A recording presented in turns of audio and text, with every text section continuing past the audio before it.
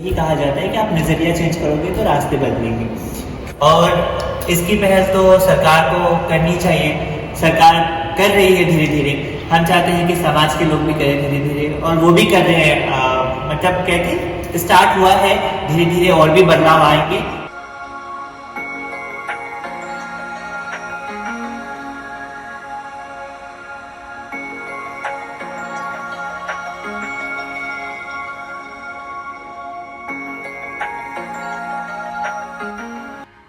This metro station has its own way of charm, giving new rays for people who have almost lost the hopes of living a normal life just like other people. Noida Pride Station, or should I say India's first official workspace for transgenders, it was earlier known as Sector 50 Metro Station of Noida, now working as a miracle for all the transgender people around Noida by an MRC.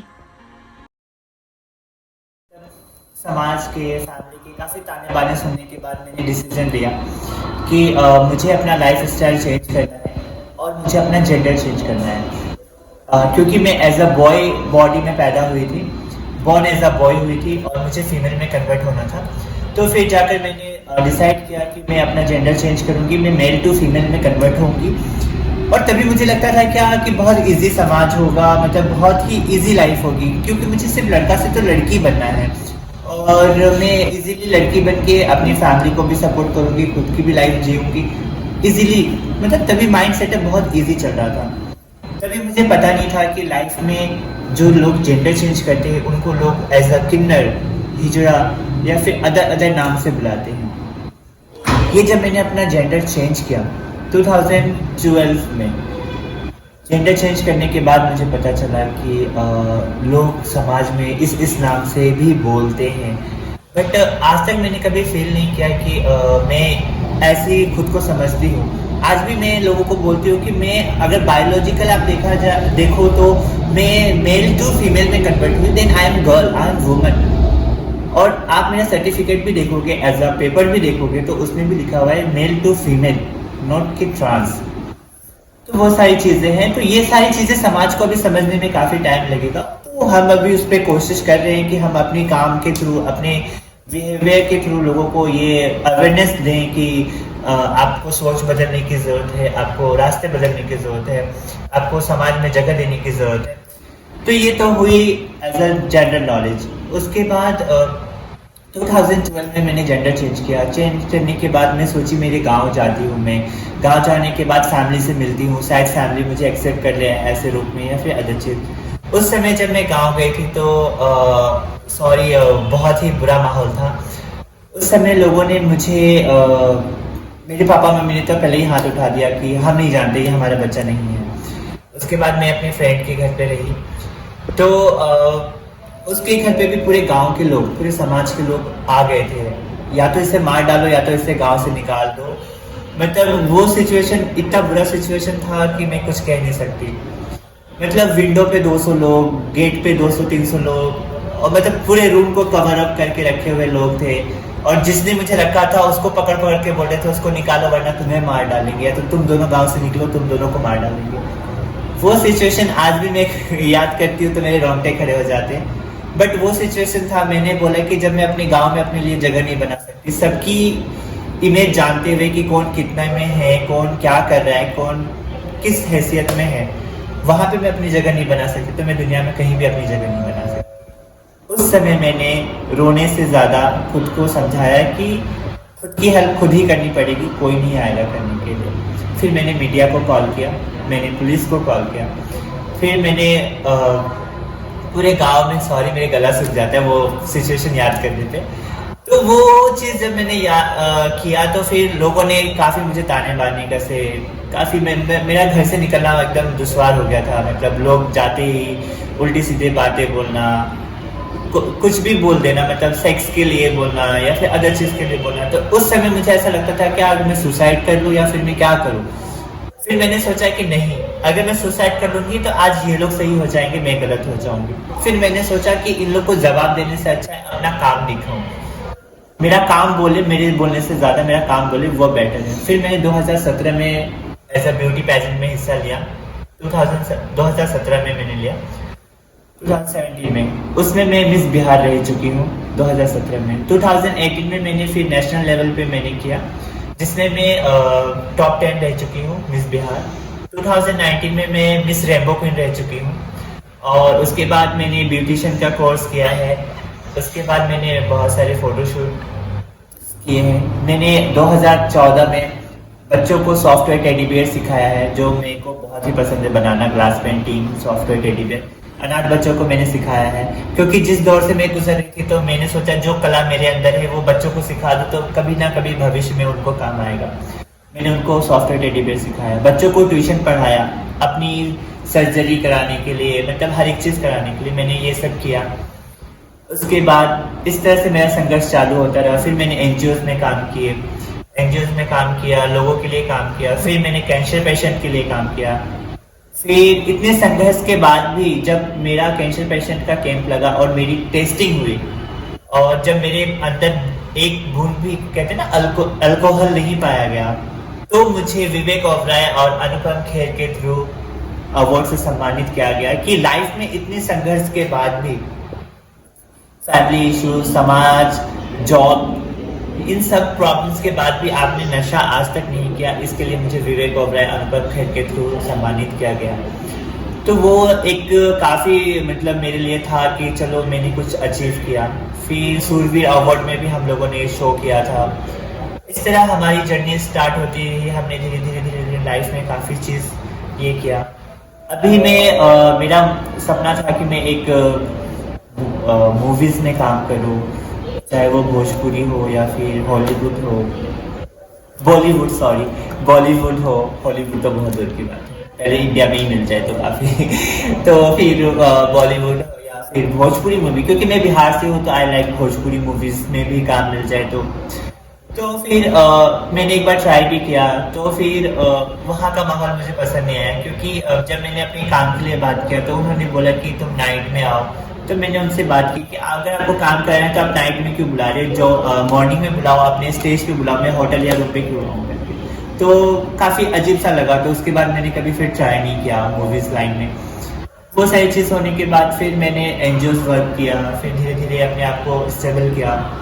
फिर ये lockdown के बाद तो पूरी हालत, मतलब उन्होंने तो, लॉकडाउन ने तो पूरा चूस ही लिया, मतलब जो भी इनकम था या फिर जो भी था वो तो पूरा ख़त्म हो गया। अभी फिर ज़ीरो से फिर से स्टार्ट है हम। अभी एनएमआरसी ने हमारे लिए बहुत ही अच्छी अपॉर्चुनिटी निकाली। उन्होंने हमें जॉब दिया, एक प्लेटफॉर्म दिया खुद को प्रूव करने के लिए, खुद को साबित करने के लिए। तो मैं तो एनएमआरसी का तहे दिल से बहुत बहुत धन्यवाद करना चाहूँगी। When asked people about the work experience here and how they are feeling about having their own identity as a professional working human being, they shared their future plans, their dreams, the issues they have faced in the beginning, and how they are feeling now. Transgender की life को लेके बात करें तो बहुत hard work life होती है transgender की। जैसे कि मैं अपनी बात करती हूँ, जब मैं छोटी थी तो मैं स्कूल जाती थी, लोग मुझे टीज करते थे, उल्टा सीधा बोलते थे, मीठा चक्का हलवा बोलते थे, और बहुत से लोग तो बदतमीजी करते थे, छेड़खानी करते थे और गंदी गंदी हरकतें करते थे। तो मैं सर से बोलने जाती थी, सर मेरे साथ ऐसे, तो सर ना हमें उल्टा बोलते थे कि आप ऐसे हो क्यों, और लड़के अब्यूज वर्ड भी बोल देते थे, मार भी देते थे, बहुत से जबरदस्ती उल्टा सीधा काम भी करते थे। फिर जब मैं बड़ी हुई तो मुझे पता लगा, पहले मैं सोचती थी कि मैं ऐसी एक अकेली हूँ जो कि सबसे अलग हूँ, जो कि लोग मुझे उल्टा सीधा बोलते हैं और मैं हिंदुओं की तरह एक्ट करती हूँ, छक्कों की तरह फील करती हूँ। तो जब मैं बड़ी हुई, जब मैंने 12th पास की, उसके बाद मुझे मेरे कम्युनिटी के लोग मिले, एलजीबीटी कम्युनिटी के ट्रांसजेंडर जो लोग मिले, जब मुझे पता लगा कि मेरे जैसे भी काफ़ी लोग हैं, तो फिर मुझे थोड़ा सा अच्छा लगा कि चलो मैं अकेली नहीं हुई समाज में ऐसी जो कि अलग हूँ। पेरेंट्स का, हाँ, पेरेंट्स को लेके बात करें तो पेरेंट्स तो एक्सेप्ट नहीं करते हमें। मैं अपनी फैमिली में जाती हूँ तो मुझे ना एक लड़का बन के जाना होता है। क्यों? क्योंकि मेरे छोटे भाई बहन हैं, उनकी वजह से, और मान लो मैं अपनी सर्जरी फुल तरीके से करवा लेती हूँ, उनकी शादी मेरी वजह से नहीं होगी। जब तक उनकी शादी नहीं हो जाती, इस वजह से मैं अपनी सर्जरी पे भी अभी रोक लगा रखा है। अभी मैं हार्मोन्स ले रही हूँ और और बाकी पेरेंट्स एक्सेप्ट नहीं करते और मारते भी हैं, पीटते भी थे जब मैं छोटी थी। मैं अपनी फैमिली में नहीं रहती, मैं अकेली रहती हूँ। बहुत हार्ड लाइफ है हमारी। और बाकी मैंने दिल्ली यूनिवर्सिटी से ग्रेजुएशन किया हुआ है कॉरेस्पॉन्डेंस से, और 7 ईयर मैंने सोशल वर्क किया है ट्रांसजेंडर कम्युनिटी पे। मैं ट्रांस की sexual health and crisis mitigation and social entitlement पे काम करती थी। जैसे किसी के साथ ट्रांसजेंडर के साथ क्राइसिस होता था तो मैं उनकी हेल्प करती थी। हमारी क्राइसिस रिस्पांस टीम होती है एक, उसके अंदर स्टेक होल्डर्स होते हैं हमारे, जैसे जिस क्लाइंट को जैसी नीड होती है हम उसको उस टाइप की सर्विस प्रोवाइड करते हैं। जैसे किसी के साथ पुलिस वाले ने क्राइसिस किया तो हमारे एक स्टेक होल्डर्स होते हैं, पुलिस वाले, लॉयर्स, जो कि हमारी हेल्प करते हैं बिना किसी पैसों के या किसी उससे। तो हम उनकी हेल्प करते हैं, 24 घंटे के अंदर अंदर अपना क्राइसिस को सॉल्व करते हैं। और जैसे किसी के साथ कोई बदतमीजी होती है तो हमारे पास हमारे जो स्टेक होल्डर्स होते हैं, लोकल गुंडास भी होते हैं हमारे पास, लॉयर भी, नेता भी, हर तरीके के स्टेक होल्डर्स होते हैं हमारे, हम उनकी हेल्प करते हैं। और जैसे कि हमारे ट्रांस कम्युनिटी के आधार कार्ड, वोटर ID कार्ड नहीं बनते जल्दी से, क्योंकि बोलते हैं कि आप तो लड़के थे, कि my but born boys, but मैं चेंज हो रही हूँ, अभी मेरा वहाँ प्रोसेस हो चुका है सेक्स चेंज का। और ताकि मैं अपना आधार कार्ड चेंज कराने जाती हूँ तो बोलते हैं MLA से लिखवा के लाओ, यहाँ से वो करो, कोई बोलता पैसे दो तो आपका काम 2 दिन में हो जाएगा। बहुत ज़्यादा दिक्कत पड़ती थी और इस कारण हमने अपने NGO में बताया, तो क्या नाम है, वहाँ पे हमारा ये काम आसानी से हो जाता है। और बाकी जॉब को लेके बात करें तो पहले मैं जॉब ढूंढने गई काफ़ी जगह, मैंने एक हफ्ता 4 दिन जॉब की, बट वहाँ से मुझे निकाल दिया गया। क्यों? मेरी आइडेंटिटी की वजह से। फिर जॉब नहीं मिली तो फिर मैंने सेक्स वर्क स्टार्ट किया। मैंने नोएडा में सेक्स वर्क करती थी और सेक्स वर्क के टाइम भी मुझे बहुत ज़्यादा गिल्टी फील होता था कि मैं ये क्या काम कर रही हूँ। और ये काम करना मुझे भी ज़रूरी था कि मैं अपना घर कैसे चलाऊँगी, खाऊँगी क्या, अपना रूम रेंट क्या दूँगी, 4 खर्चे होते हैं इंसान के। और मैं सेक्स वर्क पे भी जाती थी, वहाँ लोकल गुंडा होते थे, वो हमारे साथ जबरदस्ती सेक्स भी करते थे, मारते पीटते भी थे और पैसे भी छीन ले जाते। बहुत दिक्कत होती थी हमें। बट फिर क्या नाम है, फिर मुझे NMRC से मौका मिला जॉब के लिए। फिर मैं यहाँ आई NMRC में, इन्होंने हमारा इंटरव्यू लिया 7 लोगों ने। फिर वहाँ मैं इंटरव्यू में सेकंड आई, फिर मुझे यहाँ जॉब मिली NMRC में टॉप ऑपरेटर की। और मैं बहुत ही हैप्पी हूँ कि NMRC ने हमें मौका दिया जॉब के लिए, नोएडा मेट्रो रेल कॉर्पोरेशन। और रितु महेश्वरी CEO हैं जो नोएडा की, उन्होंने हमें नियुक्ति पत्र दिया स्पेशल आके, और हमारा सम्मान किया और हमारे को बधाइयाँ दी और हमें आगे बढ़ने का मौका दिया उन्होंने। उनका मैं बहुत बहुत धन्यवाद कहना चाहूँगी। अब आपकी लाइफ कैसी है? हाँ, मेरी लाइफ, मेरा बॉयफ्रेंड है, वो मुझे बहुत प्यार करता है। मुझे रोज़ सुबह 5 बजे छोड़ने आता है और दोपहर को लेने आता है। और जो मेरी मॉर्निंग इवनिंग शिफ्ट होती है तो रात को लेने भी आता है, छोड़ने भी आता है।